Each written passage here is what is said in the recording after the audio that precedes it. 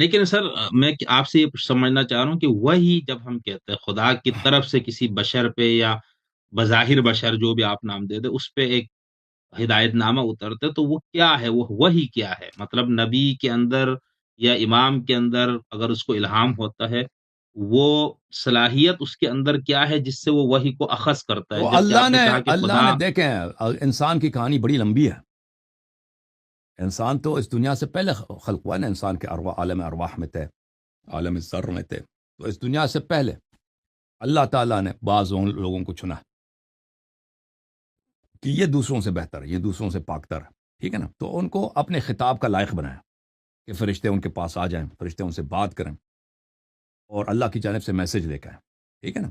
تو یہ ہے کہ وہ کیوں ایسا کیا؟ کیونکہ پہلے ان کا امتحان ہو چکا ہے.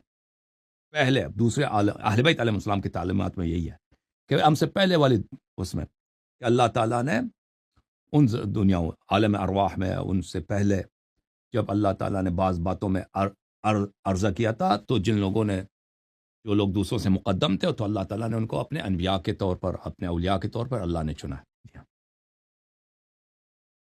جی سر. صحیح نہیں، لیکن ہم اس کو یعنی جیسے یسألونک عن الروح قل الروح من امر ربی. اب ہم، بہت سے مفسرین نے کہا کہ یہاں پر الروح سے مراد وہی ہے، کیونکہ قرآن میں وہی کو بھی روح کہا گیا. ہم، تو ہم. ان کا یہ کہنا ہے کہ پیغمبر سے وہی کی کیفیت یا حقیقت پوچھی تو انہوں نے کہا کہ مجھے خود اس کا علم نہیں نہیں. نہیں ایسا ہے؟ نہیں نہیں. نہیں نہیں، وہی وہ اللہ کی جانب سے جو میسج آتا ہے نا، وہ جبرائیل آتے ہیں ان کے پاس، میسج لے کے آتا ہے. جبرائیل کو دیکھتے ہیں، جبرائیل بادب آتے تھے، اجازت لیتے تھے. رسول اللہ صلی اللہ علیہ وسلم کے پاس بغیر اجازت کے نہیں آتے تھے. ہمیشہ ایک خادم کی طرح کھڑے ہوتے تھے، 10 بستہ اجازت لیتے تھے. یا رسول اللہ مجھے اجازت ہے. اجازت دیتے تھے تو وہ آتا تھا اور گفتگو کرتے تھے، پھر چلا جاتا تھا. تو وہ ان کو پتہ ہے کہ یہ جبرائیل ہیں، اللہ کی جانب سے آئے، اور دوسروں کو نہیں پتہ ہوتا تھا. تو رسول اللہ صلی اللہ علیہ وسلم خود جبرائیل سے پہلے دوسرے عالموں میں رسول اللہ صلی اللہ علیہ وسلم جبرائیل کو جانتے تھے، اور جبرائیل ان کا شاگرد رہ چکا ہے. جبرائیل تو ایک خادم تھے رسول پاک صلی اللہ علیہ وسلم کے. جب اللہ تعالیٰ نے ملائکہ کو خلق کیا ہے تو ملائکہ کو کس نے تسبیح سکھائی؟ کس نے ان کو توحید سکھائی؟ کس نے ان کو نماز روزہ سکھایا؟ روزہ تو بہرحال ان کا شاید نہیں ہوتا. کس نے ان کو نماز سکھایا؟ تو رسول اللہ صلی اللہ علیہ وسلم نے سکھایا، کیونکہ اللہ تعالیٰ نے ملائکہ سے پہلے نبی صلی اللہ علیہ وسلم کو خلق کیا تھا. تو یہ کہنا کہ پیغمبر کو غلطی ہو گئی ہے، بھائی ہو سکتا ہے غلطی ہو گئی، جبرائیل یا توہم، تو وہ اسلامی نقطۂ نظر کو نہیں جانتے کہ اسلامی نقطۂ نظر اتنا کچا نہیں ہے کہ پیغمبر کو غلطی بھی ہو سکتا.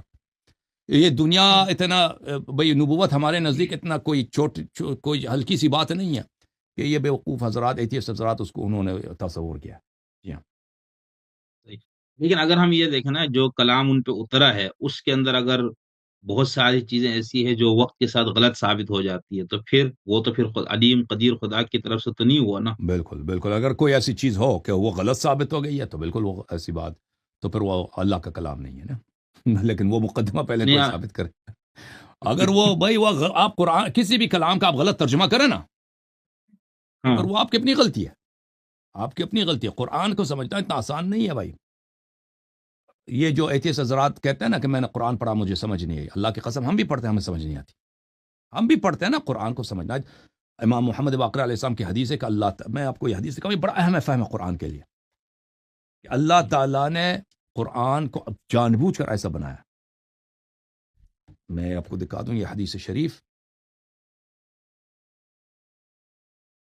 قرآن کوئی ناول کی کتاب نہیں ہے، کوئی شعر و شاعری کی کتاب نہیں. اس طرح نہیں ہے کہ آپ اس کو ایک دفعہ پڑھ لیں تو سب سمجھ آ جائے.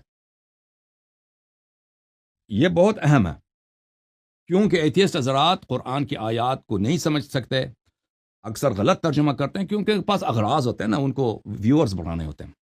تو جتنا سنسنی خیز انداز میں، مضحک انداز میں قرآن کا مذاق اڑائیں گے، اس سے اتنا ہی ان کو زیادہ ویوز ملیں گے. بالخصوص ہندو حضرات اسلاموفوبیا کی وجہ سے ان کو مزہ آتا ہے ہندوؤں کو، اور ہندوؤں کی تعداد بڑی ہے نا اردو زبان طبقے میں.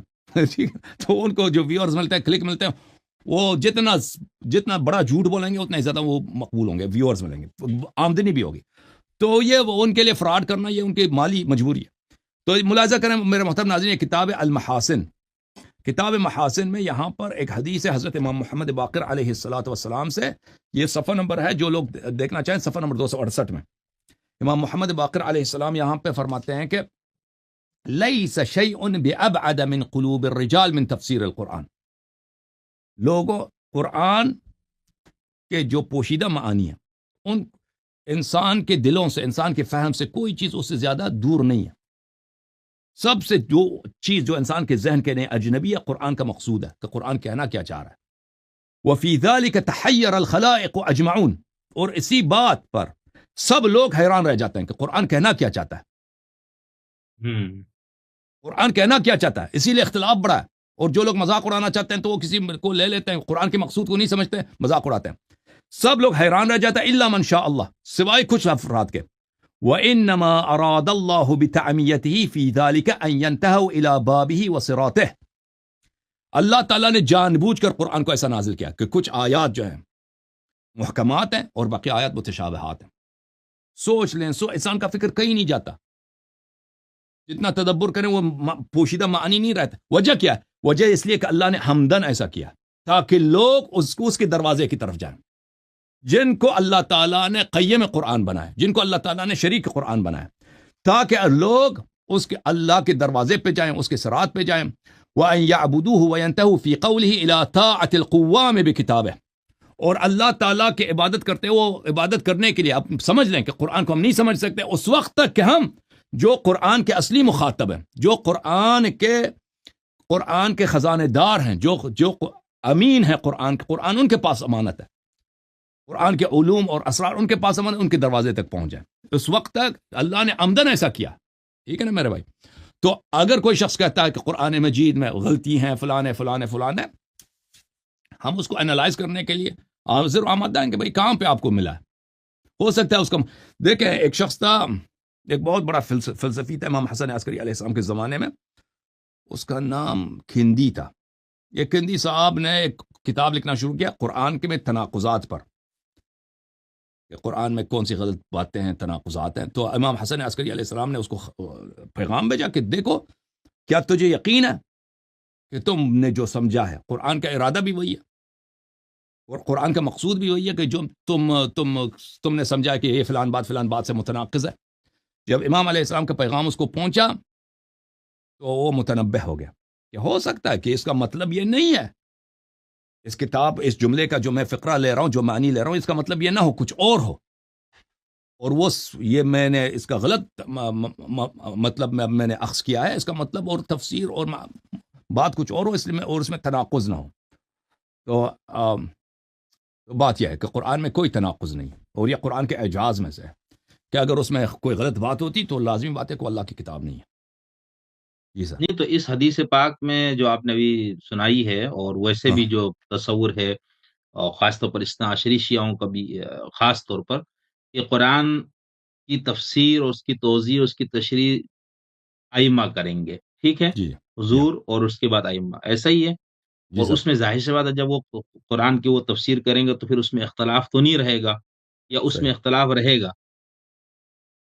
دوبارہ تفسیر کے بعد ائمہ معصومین کی اگر تفسیر، یعنی انہوں نے قرآن کو کھول کے سمجھایا ہے، ہم، اس حدیث کو آپ نے جو پڑھا اس کے اندر ہم، جو چیز بتائی، اس کا جو اس کی جو بات نتیجہ نکلتا وہ یہی ہے نا کہ پھر یہ تو ان منتخب راسخون فی العلم جو کہ متعین ہے شیعوں کے جی نزدیک، یہ جی انہی کو سمجھ میں آئے گا نا، وہ ہمیں اور آپ کو سمجھائیں گے.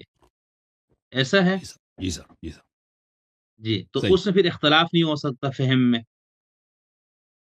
پھر اگر قرآن کے وہ فہم میں بتا دیں، اختلاف اگر نہیں کوئی ان ہونا کو چاہیے. مانتا ہے تو اختلاف نہیں ہوگا، اگر کوئی ان کو نہیں مانتا تو اختلاف کرے گا. نہیں تو پھر کیا اثنا عشری شیعوں کے مفسرین میں آیات کے فہم میں اختلاف نہیں ہوا؟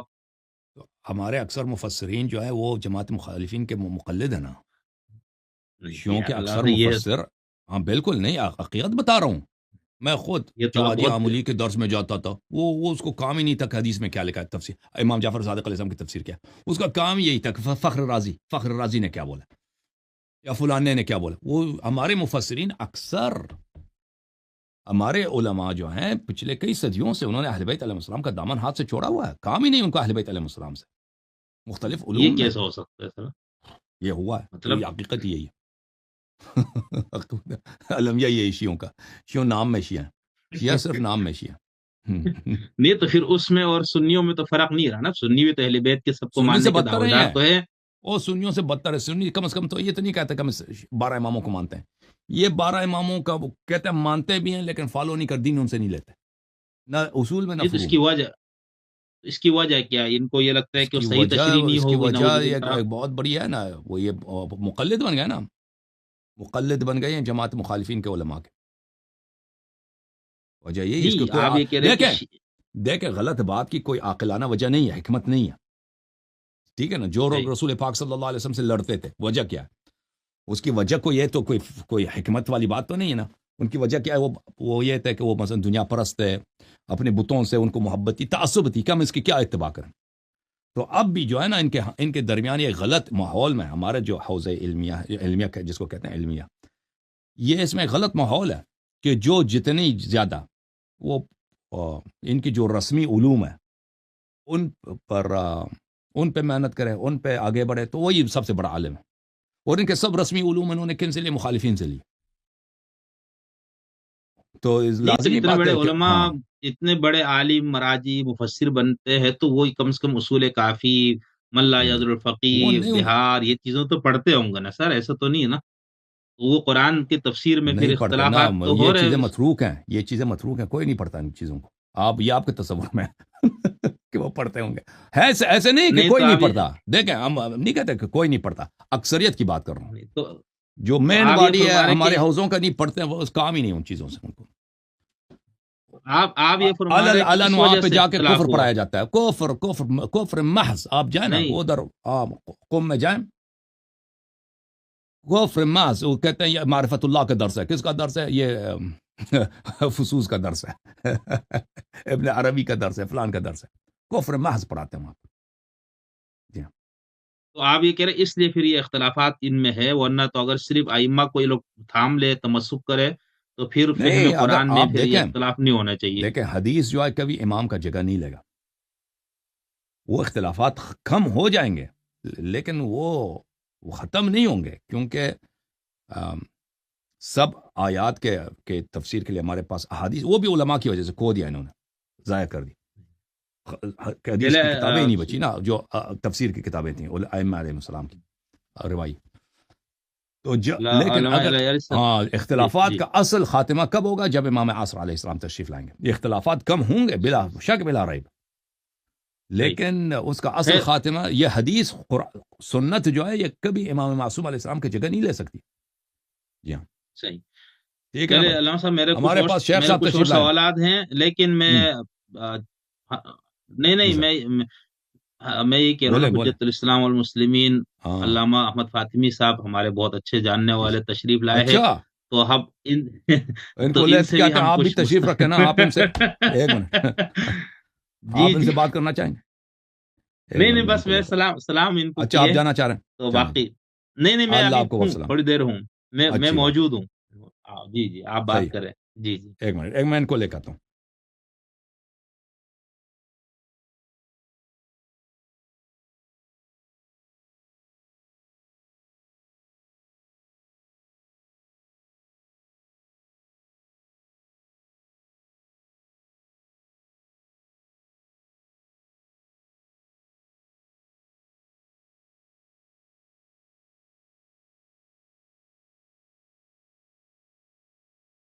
جی شیخ صاحب کیسے ہیں؟ تشریف آوری کا شکریہ. السلام علیکم. الحمدللہ. وہ وعلیکم خیریت سے ہیں السلام آپ؟ ورحمۃ اللہ. جی وہ ٹھیک الحمدللہ. ہیں آپ؟ اللہ آپ کو سلامتی دے. جی اور آپ حکم کریں شیخ صاحب. کیسے ہیں؟ ٹھیک ہیں؟ اللہ تعالیٰ کا بڑا جی احسان ہے. Thank you sir. اللہ آپ کو جزائے وہ خیر دے. وہ بہت اچھی گفتگو آپ کی رہی آج کی ڈیبیٹ بھی، اور ویس اقبال جی کے ساتھ بھی جی جو آپ کی ڈیبیٹ تھی. جی سر. اور یہ کہاں مثلاً سے کال کر رہے ضرورت ہیں آپ؟ تھی. کس جگہ رہتے ہیں آپ شیخ صاحب؟ میں میں رہتے ہیں. ویسے کراچی سے ہوں لیکن اس ٹائم قم میں ہوں. اچھا اچھا ماشاء اللہ. اللہ آپ کو بہت سلامتی دے. اللہ بہت عزت دے آپ کو. تشریف آوری کا بڑا شکریہ. ہاں، اور یہ ہے کہ خود حوزے کے اندر اس چیز کو میں نے بہت سارے پاکستان کے، خصوصاً پاکستان کے علماء سے اس بات کو سنا ہے کہ وہ بہت ہوتا ہے لوگوں کے اندر، یہ جھجک ہوتی ہے. مجھے بھی بہت سارے لوگوں نے کہا کہ آپ یاری صاحب کے ساتھ آن لائن نہیں جائیں، نہیں یہ اچھا کریں وہ کریں. بہرحال تو وہ جھجک تو ہے، لیکن ان مجھے سب کا بڑا ایک بیانیہ میں جو ہے آپ نا، کے جنہوں نے مجھ سے یہ دلاوری باتیں کو، آپ کی کی کہ دلیری آپ شجاعت کو سلام پیش کرتا ہوں. کیونکہ آپ کے ساتھ جو ہوگا نا، بہت شکریہ. آپ کے ساتھ جو ہوگا وہی جو ابو ذر کے ساتھ ہوا نا، کہ آپ ایمان کیوں لائے، وہی وہ آپ کے ساتھ ہوگا. کلمہ ایسے کیوں ہی. اور پڑھا. میں ایک بات عمار کا مقداد کے اضافہ ساتھ جو کروں ہوا کہ وہی ہوگا آپ کے ساتھ. ہاں بالکل، میں اس سے پہلے بھی یہ مراحل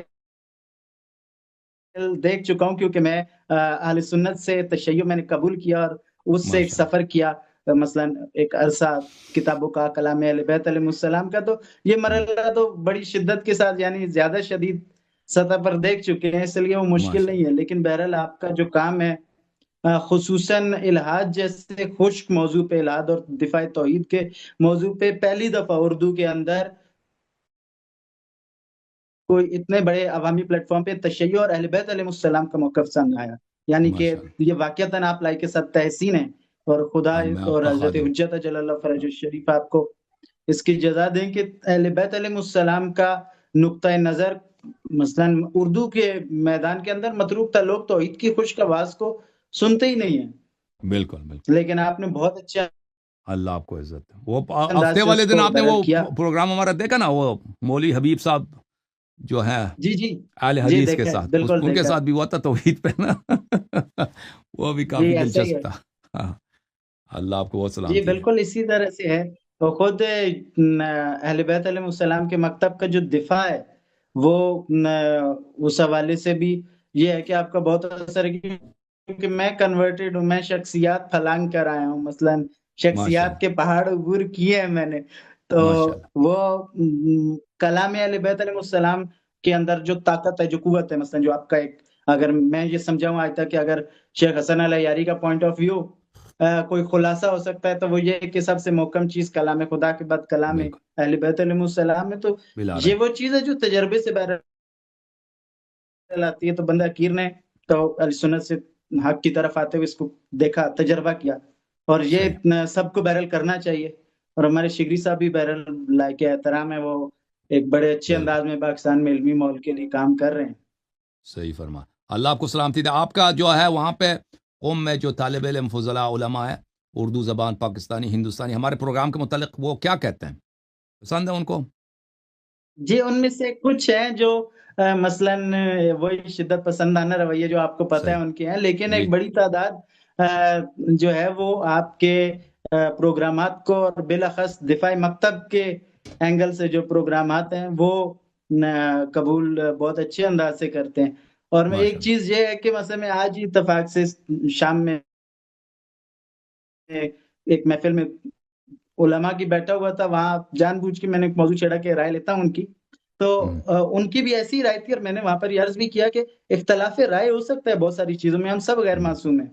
صحیح. مثلاً کہ ایک بندے کی انڈرسٹینڈنگ آف دین اور دوسرے کی میں کچھ نہ کچھ اونچ نیچ ہوتی ہے تھوڑی بہت. ہوں. جیسے ہمارے یہاں شیخ مفید اور مولانا شیخ صدوق کے اندر محدث متکلم یا متکلم محدث کا فرق تھا اپروچ کا جی. کلام اہل بیت علیہ السلام کو لے کر، لیکن اصل کلام اہل بیت تھا. تو صحیح. یہ ہو سکتا ہے، لیکن بالکل. اس کے باوجود آپ کے مثلا کلی طور پہ اوور آل آپ کی کاوشیں جو ہیں وہ لوگ سراہتے ہیں بند کمروں کے اندر. الحمدللہ. وہ بند اگرچہ کر. یہ الگ بات ہے کہ سر عام آنا ایک جرت، ٹھیک ہے، وہ بہت جری، بہت حوصلہ شعر ہیں آپ چاہیے شیخ اس کے. صاحب. آپ بڑے دلیر آدمی ہیں. ہماری آپ کے لیے دعائیں ہیں کہ اللہ تعالیٰ آپ کو سلامتی دے اور اللہ تعالیٰ آپ کو بہت عزت دے. شکریہ. آپ ہمارے بھائی ہیں، اور قوم مقدسہ میں جتنے علماء ہیں، اگر ہم ان سے تلخ کلامی کرتے ہیں، ان سے بہت ہاتھ جوڑ کے معذرت چاہتے ہیں، بھائی معاف کریں. اور آپ کی وجہ سے، کیونکہ آپ ادھر تشریف لائے، ہم ان سے معذرت چاہتے ہیں. آپ کے بہت احترام شکریہ. میں. اور ان سب سے کہتے ہیں کہ بہت ہم سے شکریہ. انشاءاللہ ہمارے بھائی بنے، ہم اس نیک کام میں ہماری مدد کریں، ہماری ہیلپ کریں. یہ ایک جی بالکل. ایسا محاذ ہے کہ ہمارے سامنے ابلیس کے لشکر ہیں. حقیقت میں ہمارے سامنے بالکل جو یہاں پہ آتے ہیں رد کرنے کے لیے، یا ملحد آتے ہیں یا نواسب آتے ہیں، یہ ابلیس کے لشکر ہیں. اور یہ اس لشکر میں بالکل.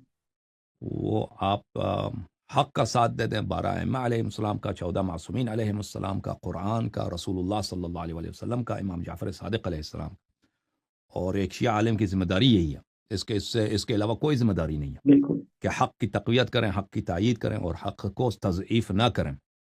اور یہ ایک بالکل. ہمارا، اور آپ کا میں شکریہ ادا کرتا ہوں کہ آپ کو کوئی ضرورت نہیں تھی کہ آپ ادھر تشریف لائیں. آپ نے خطرہ جان پہ لیا ہے، آپ کی وہاں پہ کچھ لوگ آپ پہ نقد کریں گے، اور مجھے نہیں معلوم آپ کے لیے کیا نتائج ہوں گے وہاں پر۔ اللہ تعالیٰ بہرحال آپ کی تائید فرمائے، اور میں آپ کا بہت ہی شکر گزار ہوں شیخ صاحب، اللہ آپ کو بہت عزت دے فاطمی صاحب۔ تھینک بہت یو، شکریہ آپ کا تھینک یو بھی، سر، بہرحال مہربانی، خدا آپ کو جزا دے۔ خدا حافظ۔